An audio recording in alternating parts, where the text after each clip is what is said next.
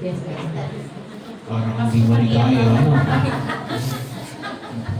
Maligayang piyesta po. So tayo ay nawa ay makita ko natin, ano? Kahit na wala masyadong activity, no? Ay tayo ay din na makita yung kaligayahan na dulot ng pagliligtas ng Diyos. No? Araw na ito ay itinuturing natin ng 40 araw, no? Pagkatapos ng isilang sa Jesus. No? Ito yung araw ng paghahandog kay Jesus sa templo ng Jerusalem. No? Bahagi yun ng pagkilala sa kadakilaan na ipinagkakaloon ng Diyos. Hanawa, no? Kaya nga tawag natin ay mahal na Birhen ng Candelaria. No? So, kandila, no? Sabagat yun yung iniaalay sa ating panalangin.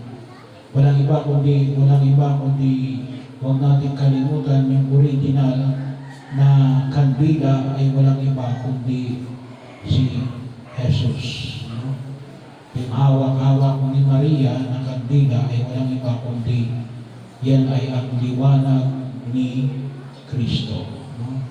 Si Jesus mismo. At nagninilay para ho sa panahon na ito na makita natin yung kahalagahan ng paghahandog. So si Jesus ay inihandog sa templo ng Jerusalem. So hindi lang natin alam kung saan galing sina Maria at Jose at si Jesus. Kung ito ba'y galing Bethlehem o kung ito ba'y galing Nazareth. Kasi pinanganak si Jesus sa Bethlehem ng Judea. Maliwanag lang dito sa Ebanghelyo ating napakinggan, sila ay umuwi sa Nazareth ng Galilea. So doon kasi tumira si Jesus. Pero ano man, ay maliwanag ko, si Jesus ay mahigit 1 buwan lamang na kanilang binakbay. Iba pa ho yung pagtutuli, ito yung paghahandog sa templo, paglilinis. Ay, yung pong pagtutuli ay sa kanila ay may 8 days, o yung binyag natin ngayon. So ito ay paghahandog sa templo. Hindi yung lahat ay sa templo. Yung pagtutuli, pwede ko yung gawin sa sinagoga. So, bahagi ko yun. Pero ano yung hamon na pinapamani ko sa atin? Una ay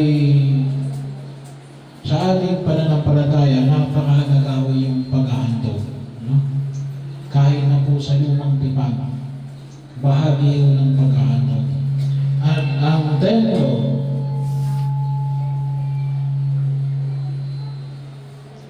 dito ho inihandog sa templo ng Jerusalem.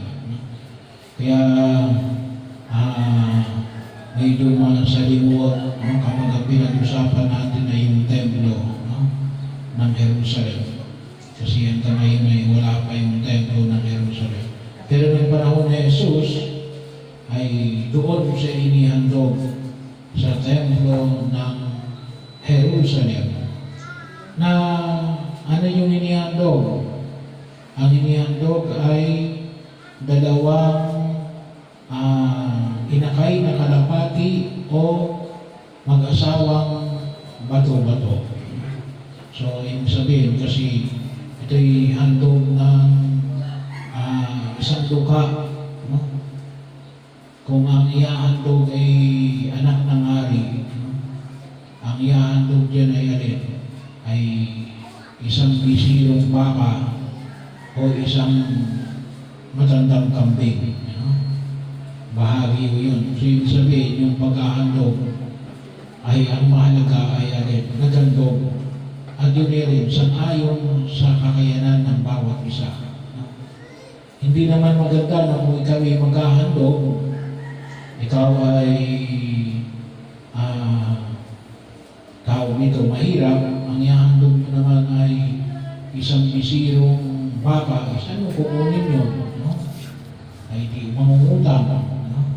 Hindi kaya ay magnanakaw, ay hindi ho. No? Yung paghahandog ay hindi dapat pagkakasala. No? At hindi dapat ipapahamak ang iba. No?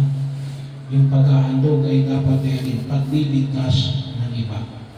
Hindi ka rin naman maghahandog kung ang ihahandog mo na kung ikaw ay hari at yung anak mo ay ang ihahandog, ay alam ka naman ang maghahandog ka ng isang mag-asawang bato-bato. Eh parang sinabi na hindi ka hari, no? Sapagkat parang hindi mo ibinibigay yung biyaya na nakikita mo na ipinagkaloob ng Diyos. No? Para sa mga Hudyo, ang anak na lalaki ay napakahalaga. No?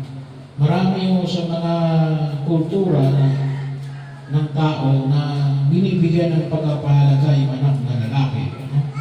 Pero ibig sabihin, no, ay isang biyaya yun, no? Na makita ko natin. Kaya ka naghahandog ay bilang pagpapasalamat. No? At maliwanag na rin, yung ihahandog mo ay yung sangayon sa iyong kakayanan. Kaya maganda rin mo yung pamantayan sa lumang tipan.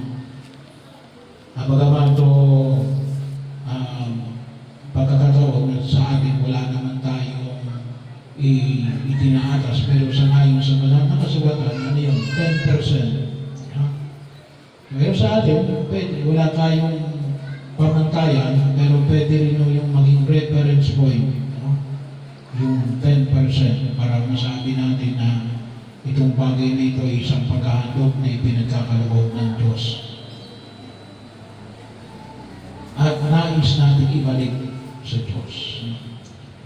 Bahagi rin ng pagkilala na rin, hindi yung kayo ay maghahandog, gawa lamang ng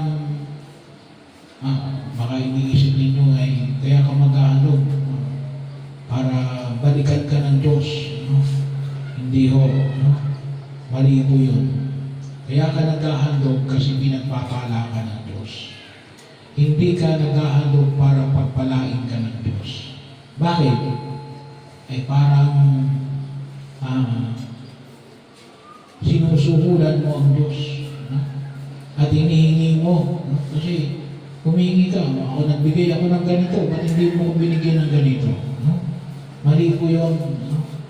Yung paghahandog natin ay isang paghahandog na magmumula sa ating pagpapasalamat sa kagandahan at biyaya ng pagpapala ng Diyos. No? Kaya kinakailangan din natin baguhin yun. Hindi lang yung kaisipan ng graft and corruption, kahit na sa pagtingin natin sa Diyos, kinakailangan natin rin baguhin. Kasi hindi natin maialis yung sakit ng graft and corruption. Kung ganito rin yung pagkaunawa natin sa ating Diyos.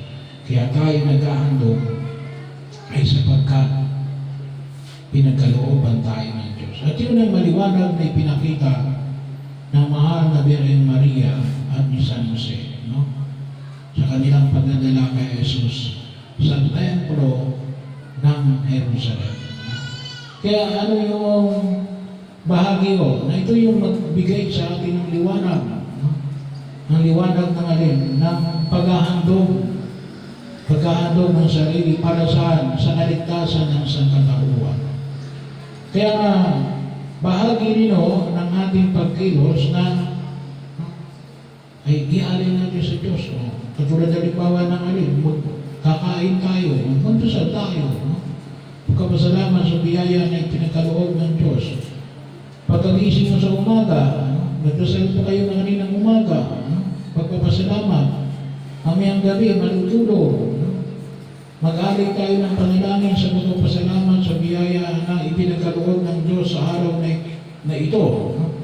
So ano man yung gagawin natin? Kahit naman sa banal ng pagdiriwang ng misa, kaya mo tayo mayroong intensyon. Doon natin idinudulog yung ating banal na pagdiriwang ng misa, yung mga binanggit natin pasasalamat, personal na intensyon sa mga kapatid natin na mga yumauna,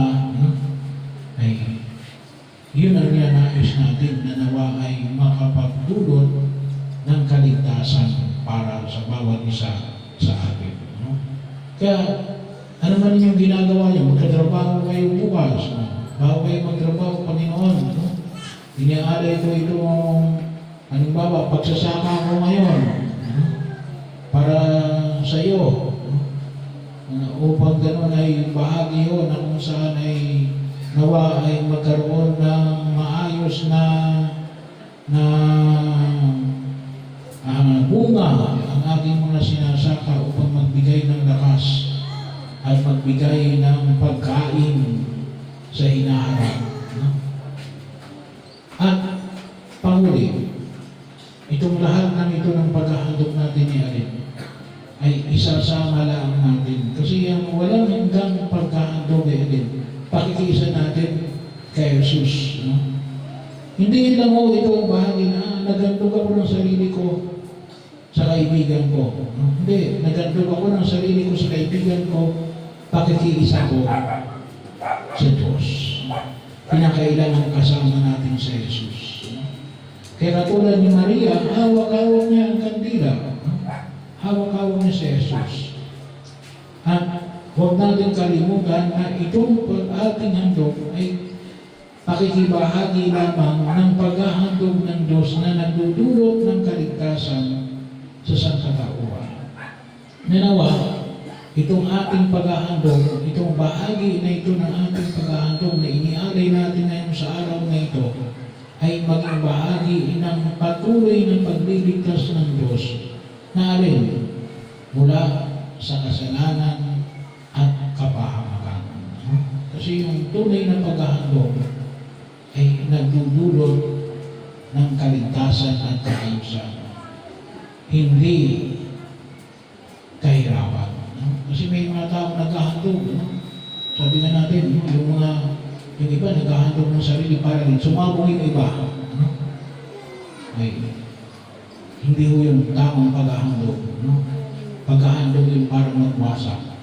Ang paghahandog natin ay pakikisa natin kay Jesus na nagdudulot ng buhay at buhay